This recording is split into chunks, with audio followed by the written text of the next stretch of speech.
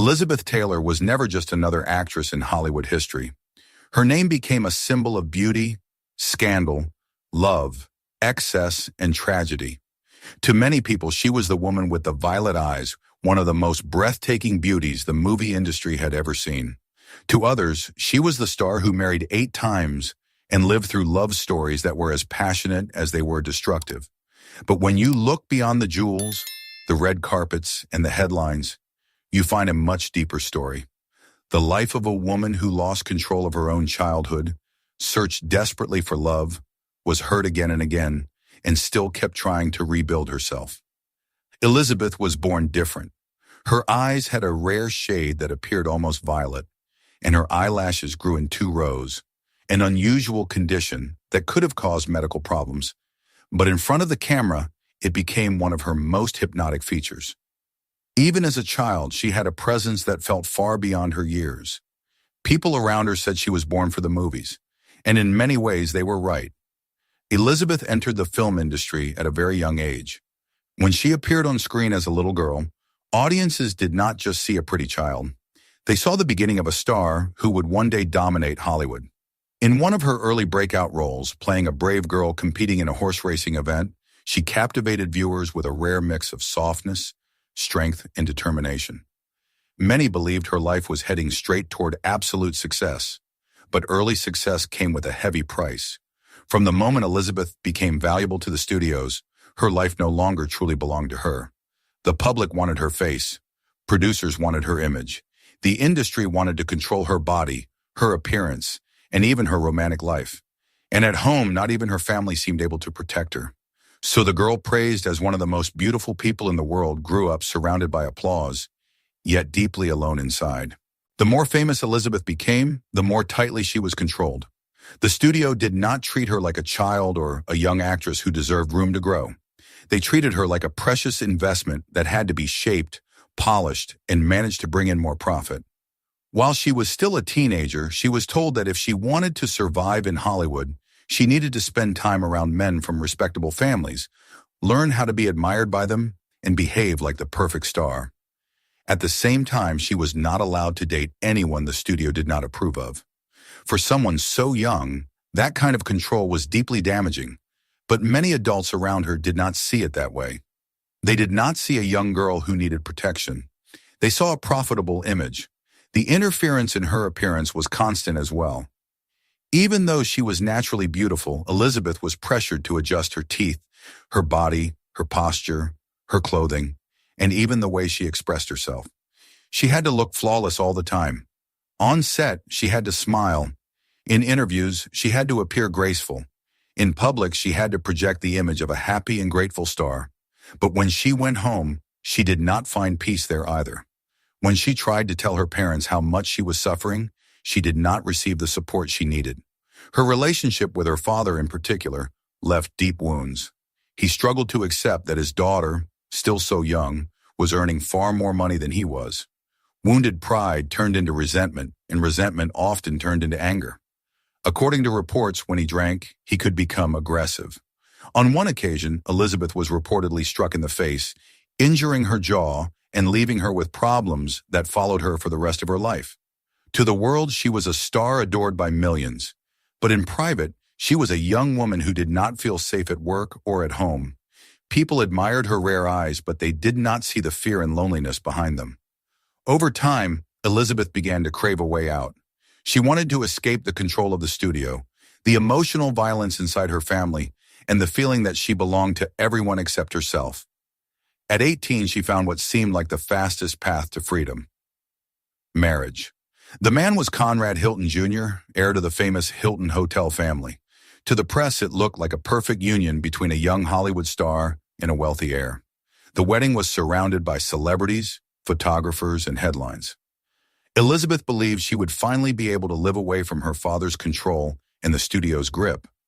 But the marriage that looked like a doorway to freedom soon became another prison. Elizabeth's first marriage began in luxury. The honeymoon was a long cruise through Europe, filled with comfort, parties, and glamorous scenery. From the outside, it looked like any young woman's dream: a beautiful bride, a rich husband, an elegant trip, and the blessing of the press. But within just a few days, the perfect surface began to crack. Conrad was not the loving, stable man Elizabeth had imagined.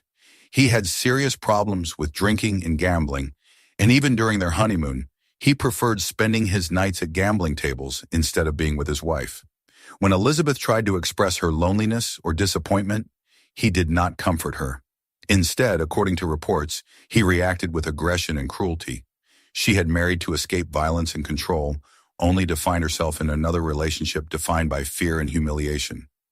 Conrad also could not stand seeing public attention focused more on Elizabeth than on him. She was already a recognizable star, and wherever they went, people noticed her first. After the wedding, her last name became Hilton, but if someone accidentally still called her Miss Taylor, he became furious. His anger often fell on her. The marriage Elizabeth had imagined as protection became another source of trauma. It could not last. The union ended quickly, leaving the young actress with a painful first experience of marriage. But Elizabeth was still very young. She did not yet fully understand love, security, or what marriage should really mean. So after that first failure, she went looking for stability again. Her second husband was actor Michael Wilding, who was much older than she was. To Elizabeth, an older and more mature man seemed like someone who might offer calm, experience, and protection. They married, had children, and for a while it seemed as if she had finally found the family life she had always wanted. But that happiness was fragile too. While Elizabeth was away filming, reports surfaced that her husband had hosted parties with other women inside their home. Later, it was also said that he had continued a relationship with a former girlfriend, even after the marriage. What hurt Elizabeth most was that she found out through the press, not through an honest conversation with her own husband. The trust was broken for good. She chose divorce once again.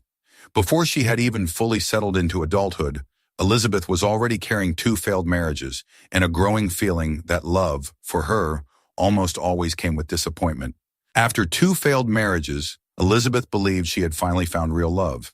Her third husband was film producer Mike Todd.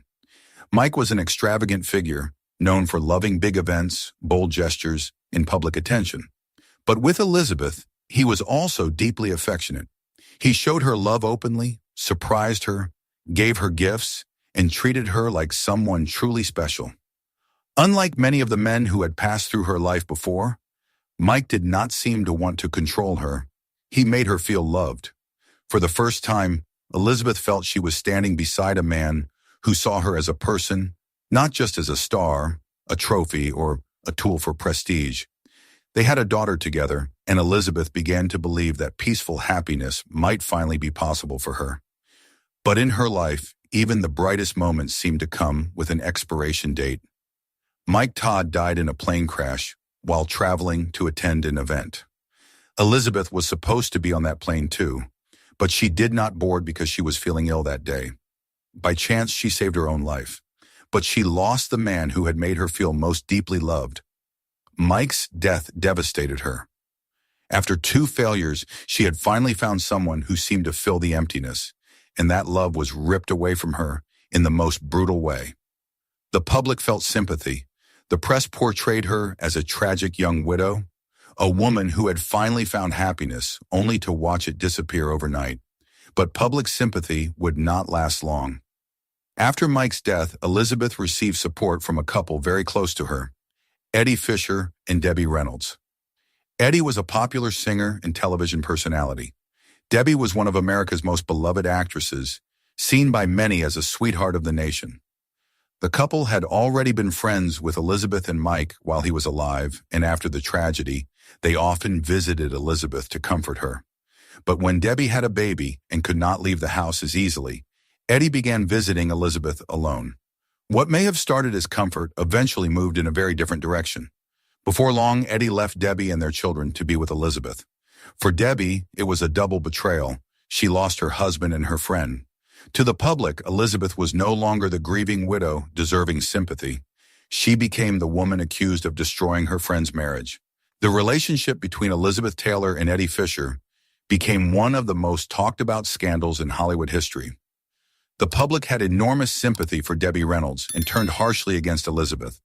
The press described her as the woman who had stolen her friend's husband, and her name began appearing next to words like betrayal, scandal, and adultery.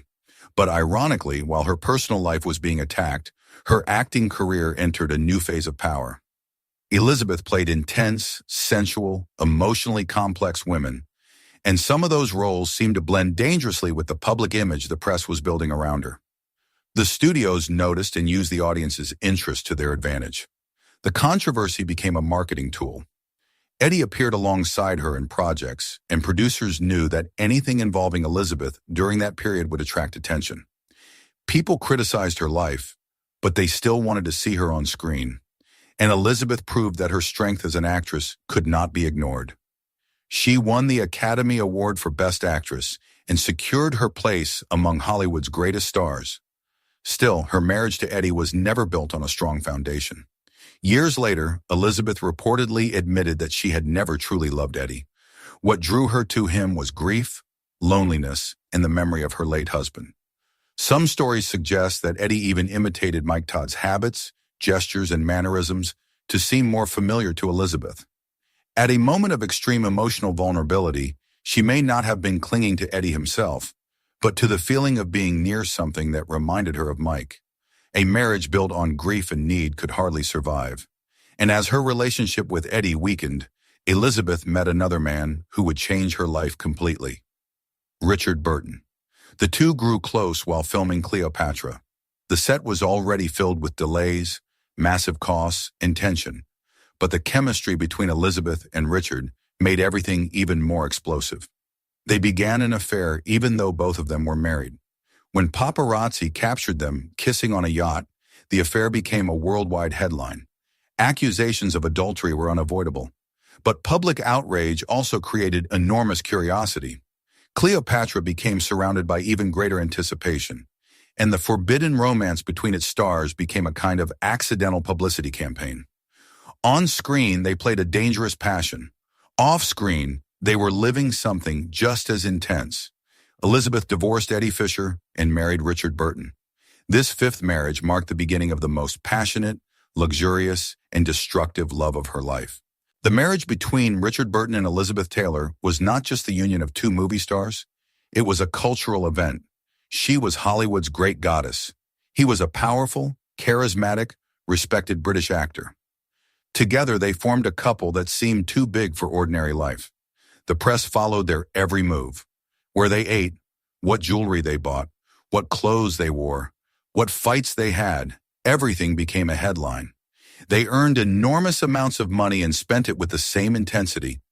Incredibly expensive jewelry, fur coats, art, mansions, luxury trips, and even private planes became part of their world. Elizabeth earned a massive salary for Cleopatra, one that would be staggering by today's standards, and she continued breaking Hollywood salary records after that. Richard was also a great actor, but within that relationship, the center of gravity was almost always Elizabeth. At first, he seemed to accept and even enjoy his wife's glow, but over time, the lights surrounding her began to bother him. On film sets, crews treated Elizabeth like royalty. The press placed her name first. Her contracts were bigger. For a proud, talented man who knew his own worth, that became harder and harder to bear. Richard loved Elizabeth, but he also felt diminished by her fame. Professional jealousy and insecurity grew with every film they made together. The decisive moment came at the Academy Awards. Both were nominated for performances in the same film.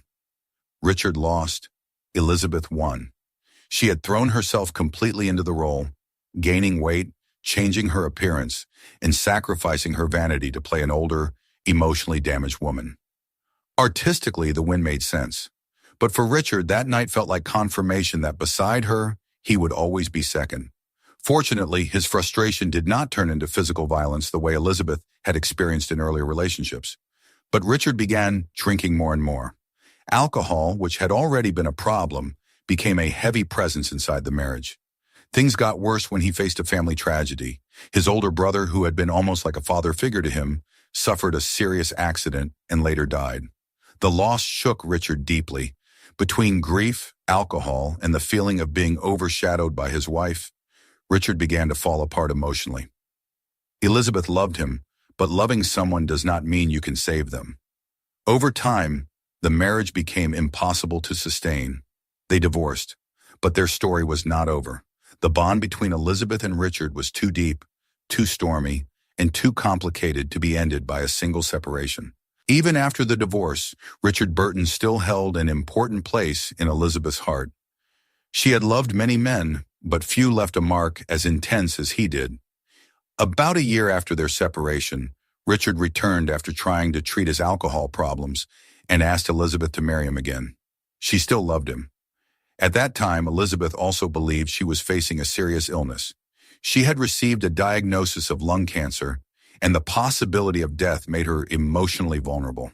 When someone believes they may not have much time left, old feelings can suddenly feel more urgent. Elizabeth took Richard back, and the two married again. For her, it was her sixth marriage. To the public, it was the return of one of the most fascinating and troubled couples in the world. But restarting a broken relationship was much harder than it looked. Richard had sought help, but his alcohol problems returned. The same conflicts resurfaced, the same wounds reopened, and love was not enough to carry the second attempt. In less than 10 months, they separated again. Soon after, Elizabeth received unexpected news. The cancer diagnosis had been wrong. She was not condemned to death the way she had believed. The feeling of escaping death brought her back into public life with new energy. At an event at the British Embassy, she met politician John Warner. From the beginning, he showed strong interest in her. He seemed stable, elegant, and secure. Once again, Elizabeth believed she could build a new chapter. At 44, she married John Warner, her seventh husband. But there was calculation in that union too.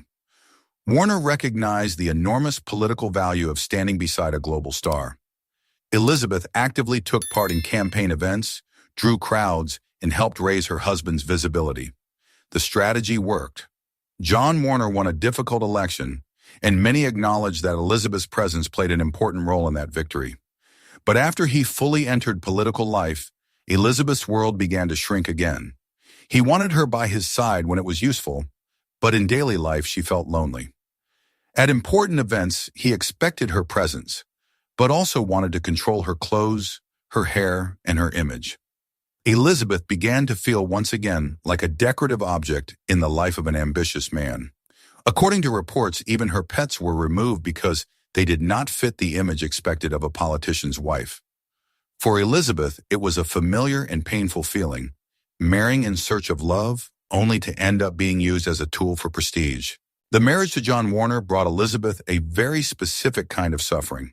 She was a free, intense, vain, emotional star who was used to expressing her personality. But the role of a politician's wife demanded restraint, discipline, and submission to her husband's public image. She had to measure her words, control her gestures, choose clothing according to political interests, and live for an identity that was not her own. For someone who had been controlled since childhood by studios, family, and husbands, this new prison was hard to endure. At one event, Warner asked Elizabeth not to wear blue tones because of the political associations of the color. She appeared in a dress with blue and violet shades. It was a small gesture, but a deeply symbolic one. It was not just a fashion choice. It was a way of saying she still had a will of her own. The tension between them grew. Elizabeth felt more and more isolated, and the stress began to affect her body. She developed compulsive eating, gained weight, and watched her self-esteem suffer. One day, looking at herself in the mirror, she realized the marriage was destroying her identity. She decided to divorce. After the separation, Elizabeth contacted Richard Burton again, but this time, it was not to marry him. She wanted him to perform with her in a stage play. The story of the play felt strangely close to their own lives. A divorced couple meets again while traveling with new partners and realizes that love still remains between them. The public was thrilled. The idea of seeing Elizabeth and Richard together on stage reignited the fantasy of a real reconciliation. Tickets sold quickly, and the press treated the reunion like a major event. But reality did not follow the script. Richard had a much younger girlfriend, and she feared he might grow close to Elizabeth again. To reassure her, Richard ended up marrying her during the tour. So the reconciliation many people hoped for never happened. The play was commercially successful, but Elizabeth was not well. Her chronic back pain had led her to constant use of painkillers, and that developed into dependency. On stage, the effects began to show. Behind the makeup, dresses, and applause, her body and mind were reaching their limit. Elizabeth understood that she needed help. She decided to enter rehab. And it was in that environment, far from the glamour and false perfection of Hollywood, that she would meet the man who would become her final husband. In rehab, Elizabeth met a man completely different from all the others who had passed through her life. He was not an actor, a millionaire, a producer, an heir, or a politician. His name was Larry Fortensky, and he was an ordinary construction worker and former truck driver, much younger than she was. Larry came from a world far away from red carpets, elegant dinners, and mansions surrounded by photographers. Maybe that was exactly what drew Elizabeth to him. After so many famous, rich, or powerful men, Larry seemed simple. He did not seem to want to use her to gain status. He did not seem fascinated only by the legend of Elizabeth Taylor. He saw her as a woman in treatment, tired, vulnerable, and human. For her, that simplicity had a deep effect. The two began a relationship and, after a few years, decided to marry. The ceremony, however, could not help becoming worldwide news. The wedding took place at Michael Jackson's estate. Michael was one of Elizabeth's close friends. He not only provided the location, but also helped with the costs. Their friendship was special. They grew close after a curious misunderstanding. Elizabeth had gone to see one of Michael's concerts but left before the end because her back pain had become worse from the uncomfortable seat. Michael thought she had left because she did not like the performance and was deeply hurt. When he spoke with her, he learned the truth. From that conversation, they realized they had a lot in common. Both had become world famous at a very young age. Both had lost part of their childhood to fame. Both knew what it meant to be surrounded by applause while feeling a loneliness that was almost impossible to explain. That is why the friendship between Michael and Elizabeth was not just a relationship between celebrities. It was the meeting of two people who understood each other's wounds. The wedding to Larry was surrounded by helicopters, photographers, and curiosity, but Elizabeth seemed to want something simple. After the ceremony, she tried to live like an ordinary wife. She made breakfast, prepared lunches, and wanted to build a quiet routine. But the world never allowed Elizabeth to be ordinary. The press attacked the couple, suggesting Larry had married her for money. Yet he kept working construction and did not appear interested only in his wife's fortune. Still, paparazzi followed him even at work. For a man who had always lived as an ordinary citizen, being Elizabeth Taylor's husband became an enormous burden. Cameras followed him, thieves broke into the house, and privacy disappeared. Little by little, Larry began to understand the suffocating life Elizabeth had endured since childhood. There was love between them, but the distance between their worlds was too great. The marriage ended. It was Elizabeth Taylor's 8th and final marriage. After her final divorce, Elizabeth Taylor never married again. She spent roughly the last 15 years of her life alone. The woman who had been married 8 times to 7 different men reached the end of her life without a husband by her side. Many people tried to summarize her story cruelly. Some said she fell in love too easily. Others called her the queen of scandals. Some saw only luxury, vanity, and excess. But Elizabeth's life was far too complex to be reduced to simple lines. Since childhood, she had very little control over herself. The studios controlled her image. Her family could not protect her. Many men loved her, but they also tried to possess her, use her, or shape her according to their own interests. Elizabeth searched for love her entire life, but often found violence, betrayal, loss, and loneliness. Still, she did not disappear under the weight of those falls. After every divorce, she stood up again. In the middle of scandals, she kept proving her talent as an actress. She fought illness, addiction, grief, rejection, and public exposure, and she kept moving forward. When she died at 79 from heart failure and related complications, the world looked back on her life once more. There were the gowns, the jewels, the violet eyes, the red carpets, the turbulent romances. But behind all of it was a woman who simply wanted to be truly loved. After her death, her will also drew attention. Elizabeth left part of her fortune to her children and directed a large portion to charity.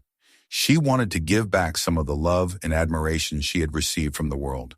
She also arranged for part of the future profits from her perfumes and brands to continue supporting charitable causes. Among her former husbands, only Larry Fortensky received a significant amount, even many years after their divorce, which reportedly surprised Larry himself. Elizabeth Taylor was not just a beautiful woman. She was a child turned into a product, a star who lost an ordinary life, an actress who refused to disappear, and a woman who loved intensely and suffered deeply. Her romances were stormy, her fame was suffocating, and her loneliness was real. But in the end, she left a mark that went far beyond the scandals. With her violet eyes, she conquered Hollywood. With her loves, she shook the world. With her strength, she survived a life that often tried to destroy her. This is the story of Elizabeth Taylor, one of the most beautiful, controversial, and unforgettable women cinema has ever known.